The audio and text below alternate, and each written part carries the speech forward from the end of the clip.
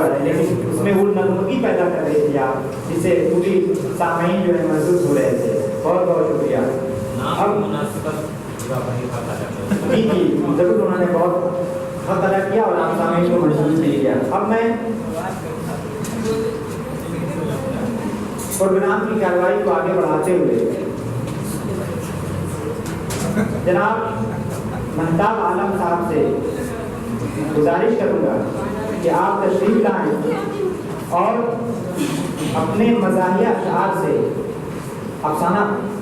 अपने अफसाने से हम सामीन के दिलों को महसूस करें और इंजॉय का भरपूर मौका इनायत करें। हम आपके लिए शेर कहना चाहते हैं।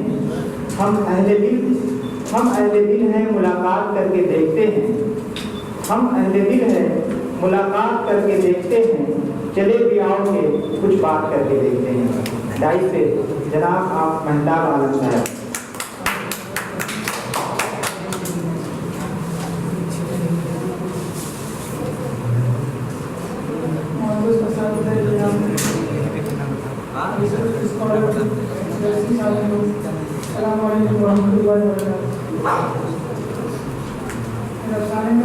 कामयाबी की चाबी और तभी उम्मीद है कि आपको पसंद आएगा।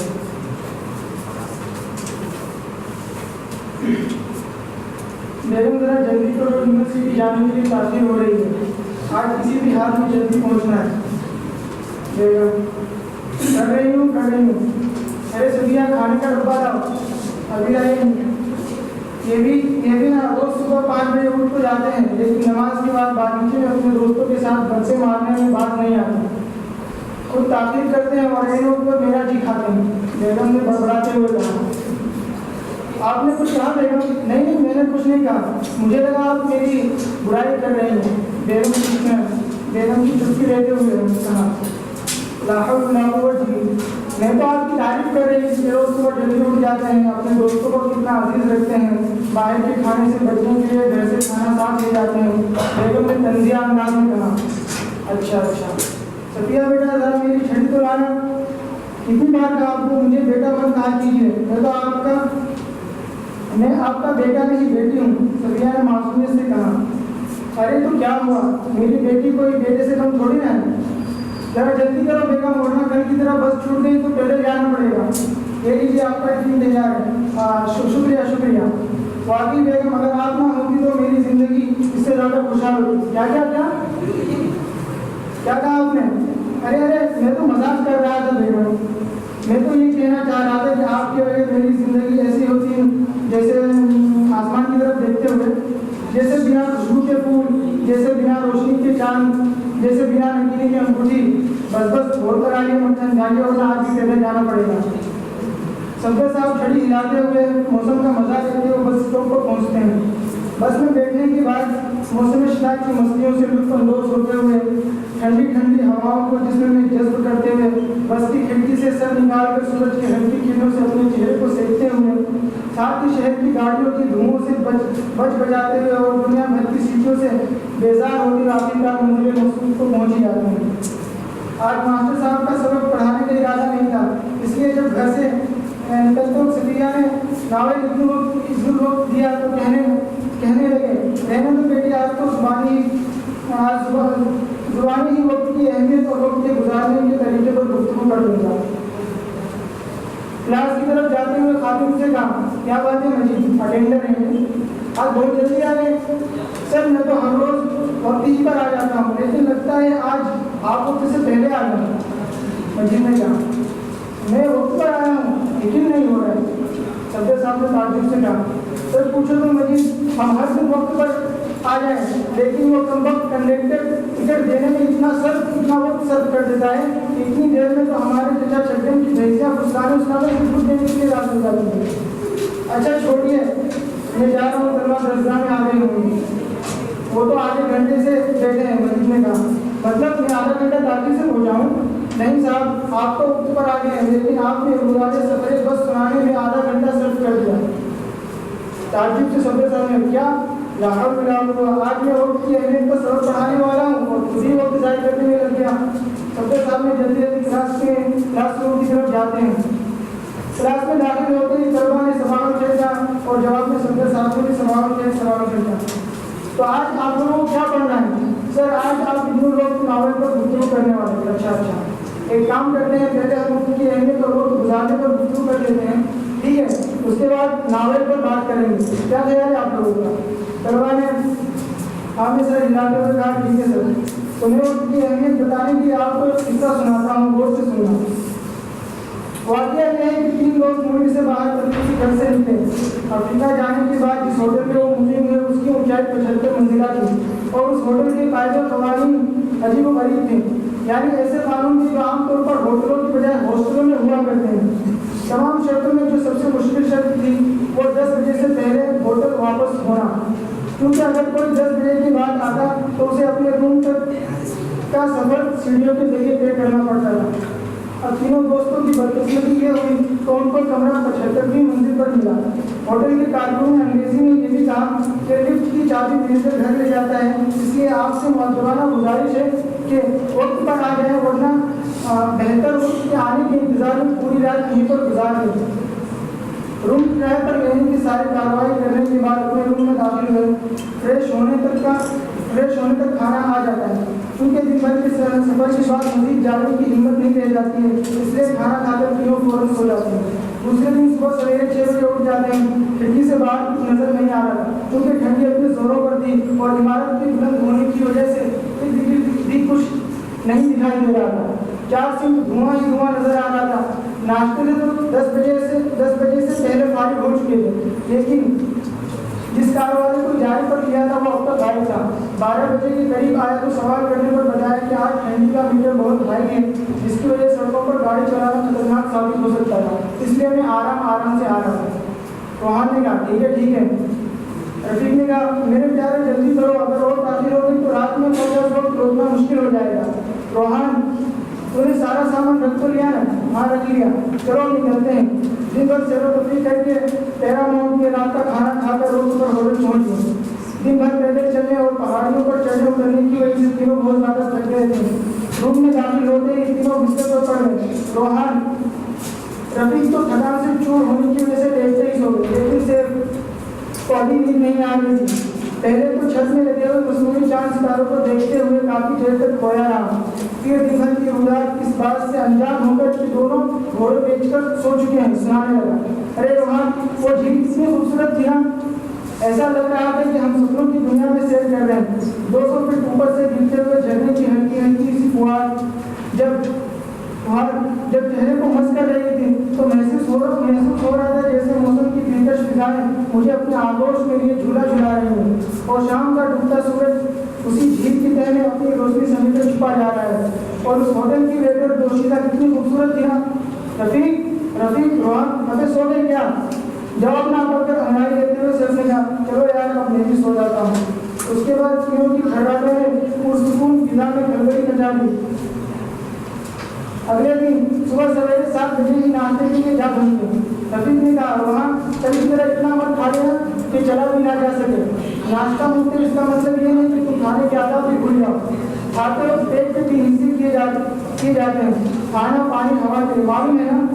मालूम तो है, लेकिन काजू बादाम इंजीर पिस्ता ऑमलेट कीमा ब्रेड कटलेट जूस ये तमाम चीज़ें हिस्से में नहीं आ रही थी, इसलिए मैंने पानी वाला हिस्सा भी उसमें जम कर दिया था। रोहान ने कहा सेब ने फौरन कहा छोड़ो यार, चलो जल्दी नाश्ता करके निकलते हैं। उसके बाद तीनों ने 2 प्लेट धरे और एक दूसरे को देखकर मुस्कुराने लगे। आगे आज के शेड्यूल के मुताबिक पहले अजायब घर फिर दावत हैवानात और आखिर में एक किसी फंक्शन में जाना था। अजायब घर चिड़िया घर वक्त पर गए और टाइम पर वहाँ से निकल गए, लेकिन जिस प्रोग्राम में गए थे उसके खत्म होते होते 10 बज गए थे और जब होटल पहुँचे तो 10:30 बज चुके थे। लिफ्ट का दरवाज़ा बंद मामूल के मुताबिक 10 बजे बंद हो चुका था। तीनों दरवाजे के बाद हैरान और परेशान और एक शादमान खड़े सर बुझाने लगे और एक दूसरे को हवलने की तरह देखने लगे। ऐसा लग रहा था कि 75 मंजिलों की सीढ़ियाँ चढ़ने का तस्वुर करके गोया उनका दिमागी माहौल हो गया हो। रोहान ने कहा इस तरह खड़े एक दूसरे का चेहरा पढ़ने से बेहतर है कि सब जोड़कर इस मसले का हल निकाला जाए।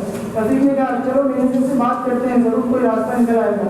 तीनों इस बारे पर पहुंचे। कारकुन ने रोबोट की तरह मुस्कुराते हुए जवाब दिया सर लिफ्ट का दरवाजा बंद हो चुका है, आपका केस 320वां केस है और मेरे तजर्बे के मुताबिक अब तक कोई भी केस कामयाब नहीं हुआ है। बेहतर होगा कि आप लोग सीढ़ियों से तशरीफ ले जाएं। शुक्रिया sir, have a nice day. Rafiq ने मुंह बिगाड़ कर कहा, मशवरा देने के लिए शुक्रिया, और सैफ ने गुस्से में लाल पीला होकर कारकुन को घूरा, हैव अ नाइस डे बच्चे बढ़वाते हुए चला गया। रफीक ने कहा, यार कोई ऐसी तरकीब सोचो कि काम भी हो जाए और जान भी सलामत रहे। काफी देर सोचने के बाद सैफ ने कहा, एक तरीका है, यहाँ से हम ऊपर तक एक दूसरे को किस्सा सुनाते हुए चलते हैं। इस तरह से हमको थकान का एहसास नहीं होगा और आसानी से पहुँच भी जाएंगे।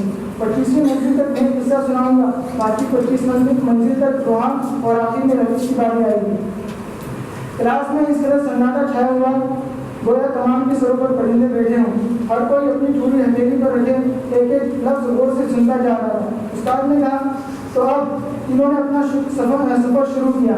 सैफ ने कहा, मैं लतीफ़ा सुनाता हूँ, हाँ तो जरा गौर फरमाएंगे आप लोग। उस्ताद ने एक तालिब इल्म से पूछा, बेटा बिजली कहाँ से आती है? तालिब इल्म बड़ी मासूमियत से जवाब देता है, सर मेरे मामू के घर से आती है। वो कैसे? जब भी बिजली जाती है तो मेरे अब्बू कहते हैं, सालों में बिजली फिर बंद कर दी। सुनसान सीढ़ियों पर हंसी की आवाज़ गूंज जाती है और तालिब इल्म भी हंसने लगते हैं। अच्छा दूसरा सुनो। एक शख्स ने अपने दोस्त से पूछा, यार ऐसी बीवी को क्या कहेंगे जो खूबसूरत हो, समझदार हो, बात मानने वाली हो, कभी नाराज ना हो, किसी चीज़ की फरमाइश ना करे। दोस्त थोड़ी देर खामोश रहने के बाद, अफवाह। इस बार रोहान और रफीक के लगाने लगे और तालिब इल्म भी खुद हंसने लगे। चंद लड़कियों के खत्म होने पर वो 25वीं मंजिल पर पहुंच गए। रोहान ने कहा, अब मेरी बारी है और मैं संगीता किससे सुनाऊंगा। वाकया यूँ हुआ कि एक दिन मैं ऑफिस जा रहा था। मैंने 5 साल खूबसूरत मासूम छोटे से बच्चे को सड़क पर घूमकर कलम बेचते हुए देखा। उसकी खूबसूरती को सूरज की तपिश और उड़ते हुए गुब्बार ने छुपा रखा था। उसकी मासूमियत पर गरीबी, मुमताज़गी और नादानी की स्याह चादर पड़ी हुई थी। मुझे ऐसा लगा कि उस पेवन करदा फटे पुराने मेले पिछले दोषिता कपड़े में कोई नीली सी जान अपनी बेबसी और फकीर और कल्लाशी पर मातम ना करते हुए अपनी खुददारी का बरसरे आप ऐलान कर रही है। मेरे मतलब अपनी जगह जंग है। मैंने बहुत कोशिश की कि आगे बढ़ूं, लेकिन उसके भोले चेहरे में गोया मुझे जंजीर में जकड़ दिया था। दिन के 2 बजे ताख़ीर होने की वजह से मैं सुबह बगैर नाश्ते में निकला था। मुझे भूख लगी थी। करीब ही में एक समोसा बर्गर बेचने वाली की दुकान में गया और उस बच्चे को भी साथ ले लिया। उसने 3 बर्गर लिया और मेरे साथ खाने लगा, लेकिन उसने सिर्फ एक ही बर्गर खाया। मैंने कहा, ये भी खा लो। उसने जवाब दिया, साहब ये छुट्टी के लिए ले जाऊँगा। कल किसी ने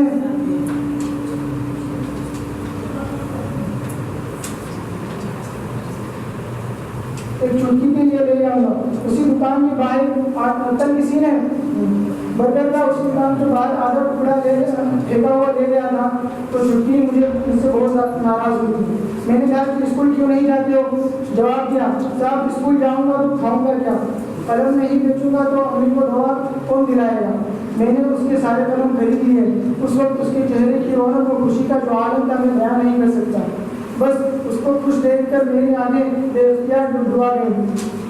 50वीं मंजिल आ चुकी थी। तीनों की आंखें नम हो गई थी और सफदर साहब की बातें सुनकर तलवा की आंखें भी छलक पड़ी थी।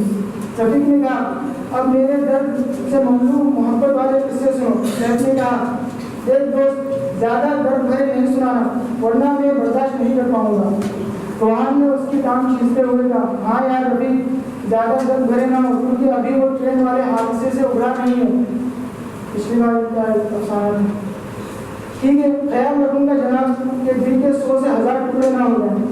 तो कहानी भी है कि एक गरीब लड़का जिसके पास न रहने को घर, न पहनने को ढंग का कपड़ा था, लेकिन उसकी आवाज़ कमाल की थी। उसको गाने का शौक था और हमेशा गाता ही रहता था। एक रईस लड़की सुनीता को उसकी आवाज़ बहुत पसंद आई। उसने लड़के को बड़ा गुलकार बनाने के लिए रात दिन एक कर दिया और एक दिन उसकी मेहनत रंग लाई और वो एक बड़ा गुलकार बनकर उभरा। इसी असना में दोनों में मोहब्बत हो गई। फिर चंद दिनों के लिए वो लड़का कलकत्ता गया। वापस आने पर उसके मिजाज में तब्दीली आ चुकी थी। वो सुनीता से नजरें चुराने लगा, उससे मिलने से कतराने लगा, यहाँ तक कि उसने शादी से भी इनकार कर दिया। कुछ दिनों के बाद सुनीता की शादी उस डॉक्टर आकाश से तय पाई जिसने कलकत्ता में रवि के मर्ज की तशखीस करते हुए ये बताया था कि उसको कैंसर है और वो अब सिर्फ चंद दिनों का मेहमान रह गया। सुनीता रवि को दगाबाज समझकर उससे नफरत करने लगी थी।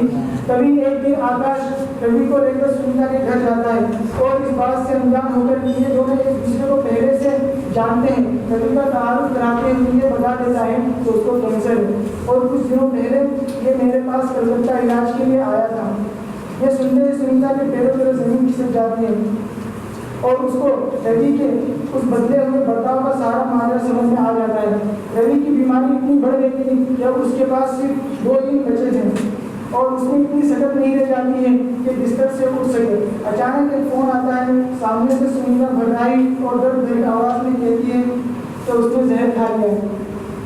न जाने कहाँ से रवि के जिस्म में इतनी कुव्वत पैदा हो जाती है कि वो फौरन कार लेकर सुनीता के घर पहुंच जाता है। दरवाजा खुलते ही सुनीता उसके बाहों में गिरती है। इसी वक्त रवि को एक जोर का झटका लगता है और दोनों की लाश बाहों में बाहें डाले फर्श पर पड़ी हुई नजर आती है। इससे के खत्म होने पर सैफ ने कहा, ये तो बहुत ही दर्द भरा किस्सा है। तीनों 74वीं मंजिल के आखिरी सीने पर कदम रख रहे थे कि रवि ने अपनी जेब टटोलते हुए कहा, एक हादसा तो इससे भी ज्यादा दर्द भरा। दोनों हैरत से अच्छा हो जाए। रफीक के जवाब देते ही सैफ और वहां दोनों बस ठाकर गिर गए और रूम की चाबी इस्तिकबालिया पर छोड़ आने के सदमे में रफीक भी बेहोश हो गया। अब सफर साहब तलवार की तरफ मुतवज्जह होकर कहने लगे, देखा जाए तो हम भी अपनी जिंदगी के 25 साल हंसी मजाक खेल कूद और मौज मस्ती में गुजार देते हैं और बाकी 25 साल शादी ब्याह बाल बच्चे ठंडे खानदान की फिक्र और रिस्क की तलाश में सर्फ कर देते हैं। और जब अपनी जिंदगी के 50 साल मुकम्मल कर चुके होते हैं तो आखिरी 25 साल बुढ़ापे की मुश्किलात, बीमारियों, अस्पतालों की चक्कर काटने और जवान बेटे बहू की बेतवज्जही पर गमगीन होते हुए गुजार देते हैं। यहाँ तक कि जब मौत के दरवाजे पर पहुँचते हैं तो पता चलता है कि चाबी तो हम नीचे ही भूल आए हैं। मेरे अजीजों, इससे पहले कि मौत के दरवाजे पर पहुँचो अपनी चाबी हासिल कर लो। जानते हो उस चाबी का नाम क्या है? उस चाबी का नाम रब की रज़ामंदी है, जिसके बगैर ये जिंदगी का पूरा सफर बेकार और बेमाना है।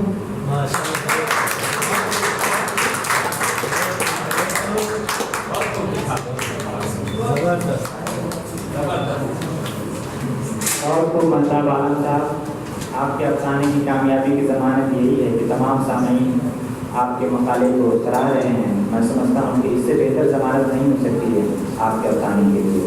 मैं अब मज़ीद प्रोग्राम की कार्रवाई को आगे बढ़ाने के लिए